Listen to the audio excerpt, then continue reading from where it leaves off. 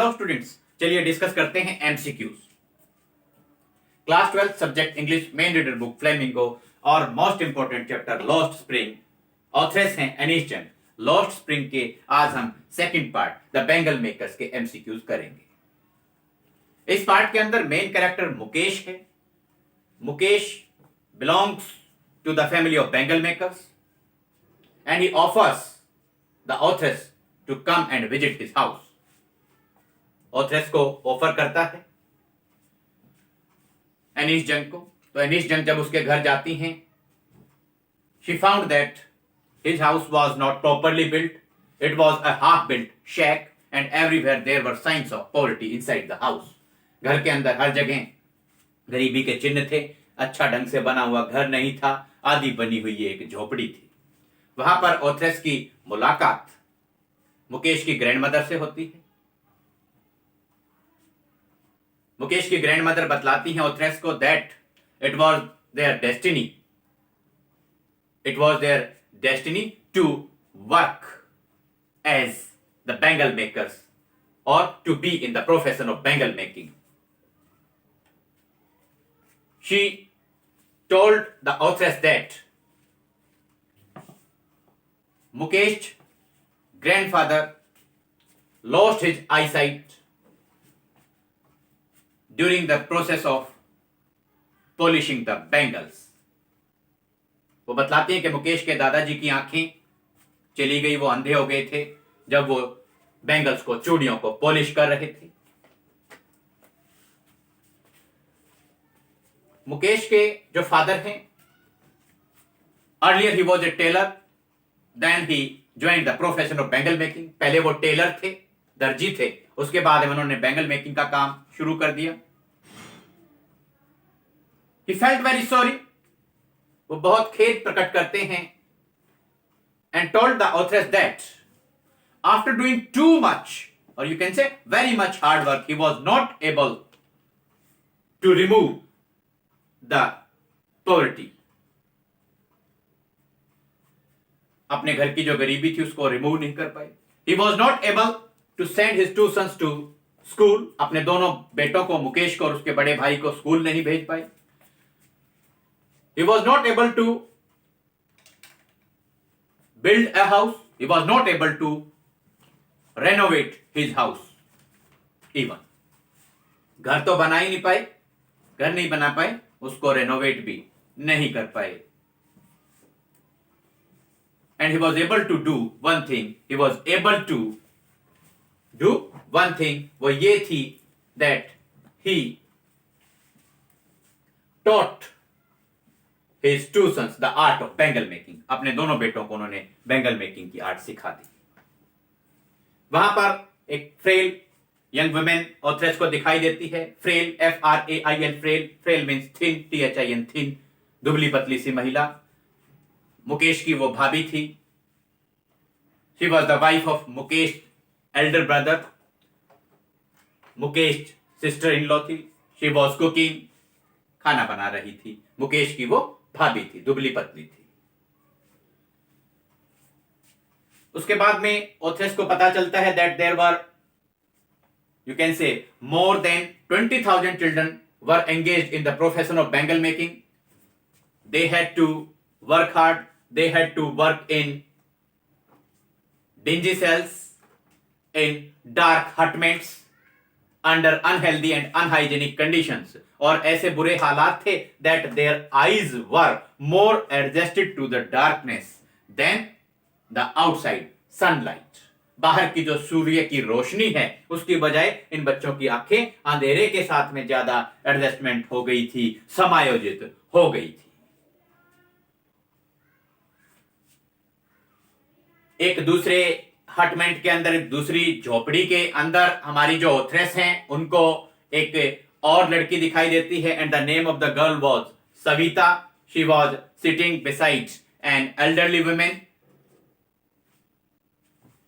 एक बड़ी उम्र की औरत के साथ में सविता बैठी हुई थी। She was wearing drab pink dress. Drab, DRAP, drab means dull and boring. तो सविता एक एल्डरली वुमेन के साथ में बैठी हुई थी। एल्डरली वुमेन बतलाती हैं that Savita's father lost his eyes. उसी तरीके से जैसे मुकेश के दादाजी की आंखें जो बैंगल्स को पॉलिश करते हुए चली गई थी, उसी तरीके से जो एल्डरली वुमेन है वो बतलाती हैं कि मेरे हस्बैंड की आंखें भी during the process of polishing the bangles वो चली गई थी, उनकी आईसाइट खत्म हो गई थी, वो ब्लाइंड हो गए थे। बट इतनी हार्डवर्क करने के बावजूद, इतनी मिजरी और सफरिंग्स के बावजूद, they were not able to have just one full meal. They couldn't enjoy one full meal.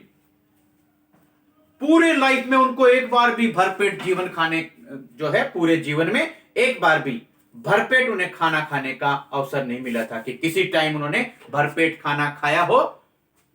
They were not able to enjoy one full meal. एक बार भी, इतनी मेहनत, इतने दुख और कष्ट उठाने के बावजूद।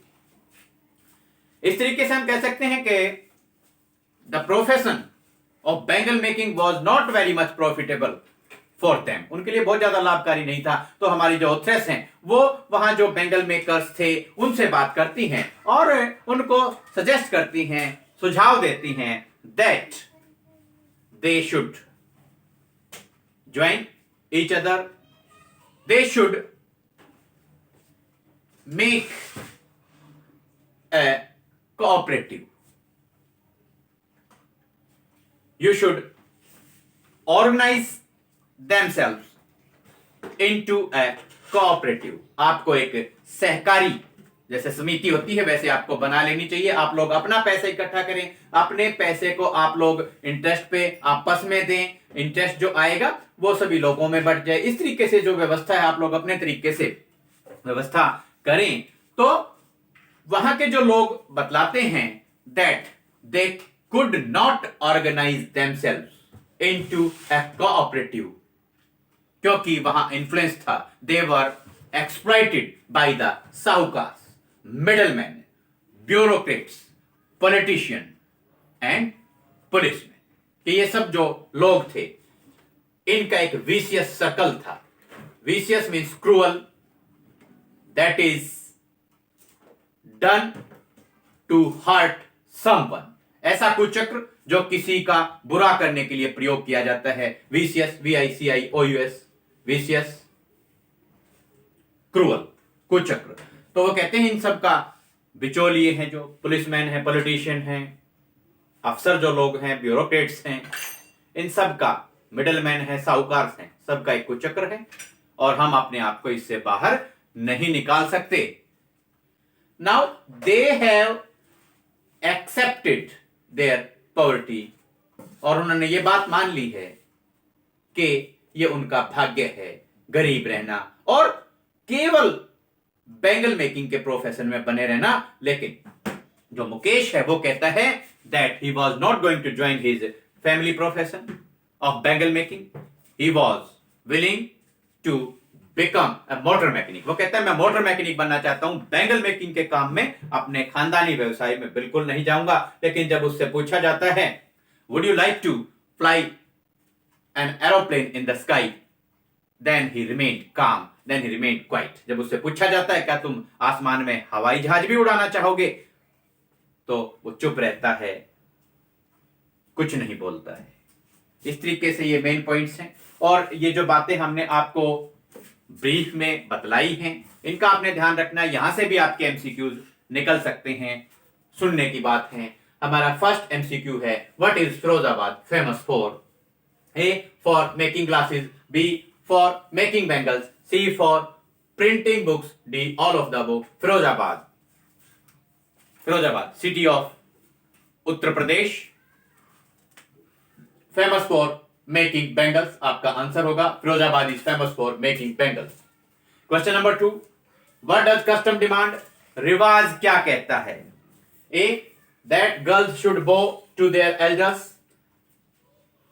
that girls should live at the house of their in-laws, C the daughter-in-law must veil, घूंघट, पर्दा, their faces before male elders, the all of the above. आपका करेक्ट आंसर है the daughters in law must veil their faces before male elders. Chapter के अंदर यही आया, यही बतलाया गया। हालांकि रिवाज तो ऊपर की 2 ऑप्शंस हैं वो भी हैं, लेकिन चैप्टर में the daughters in law must veil their faces before male elders, घर के बड़े व्यक्तियों के सामने, पुरुषों के सामने बहुओं को घूंघट में रहना पड़ता है, ये रिवाज है। Who is the daughter in law mentioned, यहां पर बहू कौन है?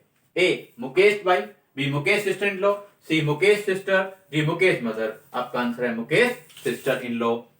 The wife of, she was the wife of Mukesh elder brother, Mukesh के बड़े भाई की वो पत्नी थी, मुकेश की भाभी थी, मुकेश की सिस्टर इन लॉ थी। Who is the male elder mentioned, यहां पर जब ऑथरेस मुकेश के घर जाती है, वहां मेल एल्डर, घर का मुखिया, घर का बड़ा व्यक्ति कौन दर्शाया गया है? A rag picker, B a bangle maker, C a bangle seller, D a tea stall owner. आपका आंसर होगा ए बैंगल मेकर। इसकी जगह ए पुअर बैंगल मेकर भी आ सकता है, इसकी जगह मुकेश फादर भी आ सकता है, इसकी जगह एन इम्पोरिस्ट बैंगल मेकर भी आ सकता है। ये सारा कहने का मतलब क्या है? ये मुकेश के पिताजी हैं, मुकेश के फादर हैं। What has the elders failed to do? ये जो घर के बड़े व्यक्ति, किसी भी बैंगल मेकर्स जो हैं, उन परिवारों में जो लोग हैं, या आप एक की बात करें जैसे मुकेश के फादर हैं, वो क्या नहीं कर पाए थे? A to end his poverty, B to renovate his house, C to send his sons to school, D all of the above. तो सारे ही आपके आंसर होंगे। टू एंड हिज पॉवर्टी, अपनी गरीबी खत्म नहीं कर पाए, अपना घर दोबारा से रेनोवेट नहीं कर पाए, और अपने बच्चों को स्कूल भी नहीं भेज पाए। ऑल ऑफ द अबव आपका आंसर होगा। नेक्स्ट क्वेश्चन है, what art has the elder taught his two sons? Mukesh के पिताजी ने, घर के बड़े व्यक्ति ने, मुखिया ने अपने दोनों बेटों मुकेश को और उनके बड़े भाई को कौन सी कला सिखलाई? A the art of making bangles, B the art of sewing clothes, क्योंकि वो पहले टेलर थे, कपड़े सिलने की कला सिखाई, या the art of renovating a house, या घर की मरम्मत करने की कला सिखाई, या डी नन, या इनमें से कोई नहीं। आपका आंसर होगा he taught his two sons the art of making bangles, चूड़ियां बनाने की कला उन्होंने अपने दोनों बेटों को सिखाई। What is Savita wearing? Savita के घर जब ऑथरेस जाती है वो क्या पहने हुए है? तो A green dress, B orange dress, C a drab red veil. Drab, DRAB drab, DRAB drab. Drab means dull and boring, नीरस रंग के जो कपड़े पहने हुई थी। पिंक ड्रेस, आपका आंसर होगा drab pink dress. Correct answer होगा drab pink dress, dull and boring pink dress वो पहने हुई थी। हालांकि कंफ्यूजन होता है बच्चों के दिमाग में, स्टूडेंट्स के दिमाग में, क्योंकि इसी पैराग्राफ के ऊपर आता है कि when she will be married, तो उसको जो है, उसकी जो रिस्ट हैं वहां पर रेड बैंगल्स होंगी, उसके जो हैंड्स हैं वहां पर रेड हेना लगी होगी, और उसके आप कहें फोरहेड या हेड के ऊपर रेड वेल होगा, लाल रंग का घूंघट होगा। तो बच्चे यहां रेड वेल से कंफ्यूज हो जाते हैं, कंफ्यूज नहीं होना है। अब क्या पहने हुई है जब ओथरेस उसके घर जाती है? ड्रैब पिंक ड्रेस पहने हुई है। और when she will be married, when she will become a bride, जब वो दुल्हन बन जाएगी,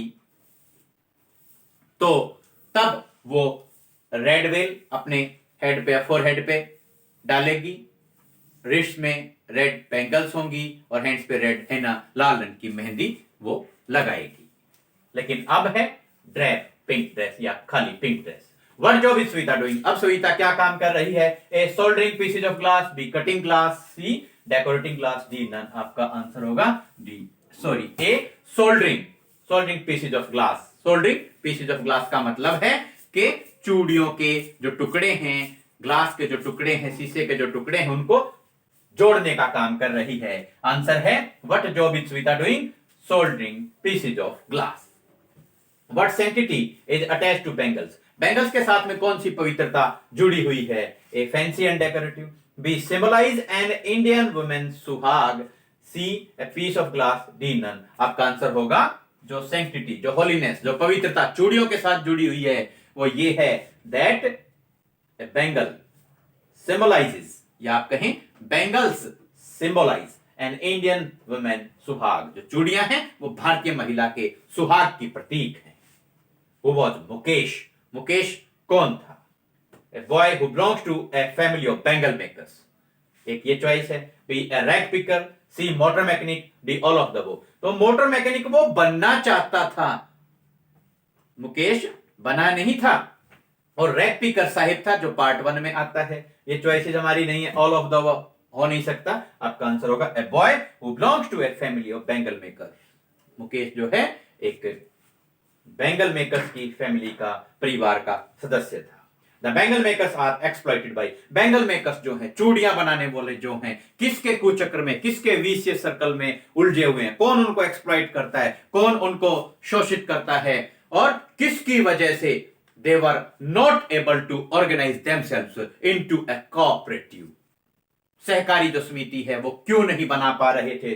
सारे ही क्वेश्चंस इस तरीके से मोल्ड करके घुमा फिरा कर पूछे जा सकते हैं। तो देखिए चॉइसेस हैं, ए साहूकार एंड पुलिसमैन, बी मिडलमैन, बिचौलिया जो ब्याज पर पैसे दिलाते हैं, सी ब्यूरोक्रेट्स, अफसरशाह और अफसरशाही के अंदर जुड़े हुए जो लोग हैं, अफसर जो लोग हैं, अधिकारीगण हैं, एंड पॉलिटिशियंस। आपका देखिए आंसर होगा ऑल ऑफ द अबव। कैसे? साहूकार and policeman, middleman, bureaucrats and politicians. Spellings देख लेते हैं, SAHUKARS साहूकार, पुलिसमैन POLICEMAN पुलिसमैन, या MEN क्योंकि बहुवचन हो सकता है policeman, middleman MIDDLE middle man, MEN man, bureaucrats BUREAUCRATS